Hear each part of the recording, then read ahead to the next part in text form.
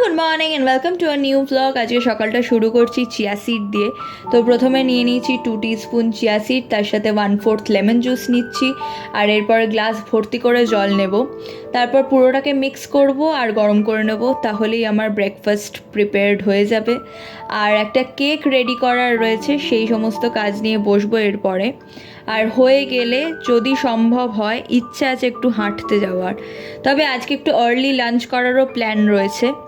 তো ভাত রয়েছে, তার সাথে রয়েছে শশা। আমি চেষ্টা করি প্রতিদিন একটা গোটা শশা খাওয়ার, হয় লাঞ্চে নয় ডিনারে, যখনই হোক একটা গোটা শশা এইভাবে স্লাইস করে নেওয়ার আমি চেষ্টা করি। এদিকে রয়েছে মুসুর ডাল। আর আমাকে জানিও কার কার লাল লঙ্কা খেতে ভালো লাগে, মানে শুকনো লঙ্কাও খেতে কার কার ভালো লাগে। আমার কিন্তু খুব ভালো লাগে, আমার কাঁচা লঙ্কাও ভালো লাগে, কিন্তু আমার অনেক সময় ডালের সাথে শুকনো লঙ্কা থাকলে সেটা খেতে বেশ ভালো লাগে। তো তারপরে এদিকে রয়েছে কুমড়োর ছক্কা। এই জিনিসটা যে আমার খুব পছন্দের তা নয়, বাট ওই আর কি চলে যায়। এদিকে রয়েছে চিকেনের কোরমা।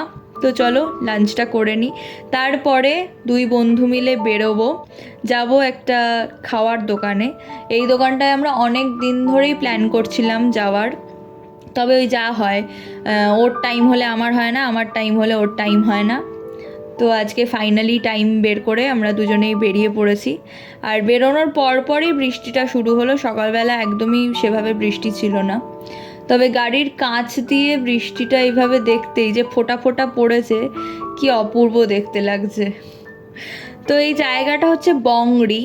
যারা যারা জানো, এটা খুব ফেমাস একটা জায়গা, মানে স্ট্রিট ফুড বাট খুব ফেমাস। আর এদের মানে বিশেষত্বটাই হচ্ছে প্রচুর ফিউশন ফুড পাওয়া যায়, মানে সেটা আমার খুব ভাল লাগে। যেমন চিকেন আলাকিফ পাওয়া যায়, বা প্রন ভলক্যানো পাওয়া যায়, তার সাথে ফিকেন রোল পাওয়া যায়। আমরা তো চিকেন রোল বা ফিশ রোল শুনে অভ্যস্ত, তো এখানে ফিকেন রোল রয়েছে দেখলাম। তো দেখা যাক কোনটা খাবো, আমি ডিসাইড করতে পারছি না। ভাবছি একটা প্রন ভলক্যানো খাওয়া যাক, তারপরে দেখছি যদি পেটে জায়গা থাকে তখন আরও কিছু ট্রাই করব।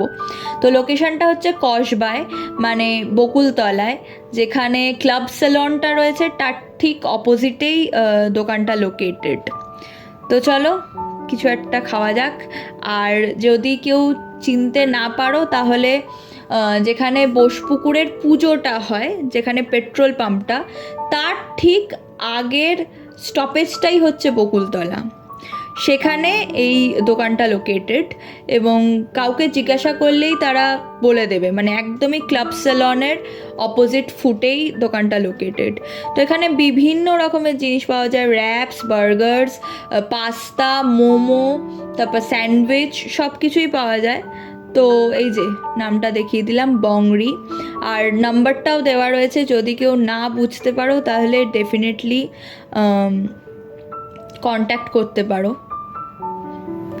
আর আমাকে ডেফিনেটলি জানিও যে কার কার এই লোকেশনটা চেনা।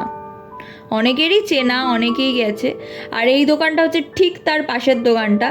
তো বংরিতে আমরা চা পেলাম না, তাই জন্য আমরা ভাবলাম যে একটু চা খাওয়া যাক। তো এই দোকানে দাদা বেশ অনেক রকমের চা বিক্রি করছে, তাই জন্য আমরা ভাবলাম একটা 20 টাকার চা নিয়ে বসি, মিল্ক টি, দুজনেই মিল্ক টি খাবো।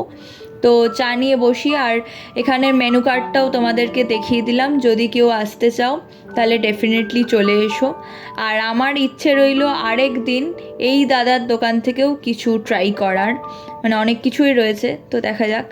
আর এখন আমরা ফিরছি, এখন ওয়েট করছি রাসবিহারীতে বাসের জন্য। আমরা গিয়েছিলাম অবভিয়াসলি উবার করে, বাট ফেরার সময় মনে হলো যে ঠিক আছে বাসেই চলে আসি। তো চলো তোমাদের সাথে দেখা হবে একটা নতুন কোনো ব্লগে। টিল দেন টাটা, সবাই খুব ভালো থেকো, সুস্থ থেকো, সাবধানে থেকো।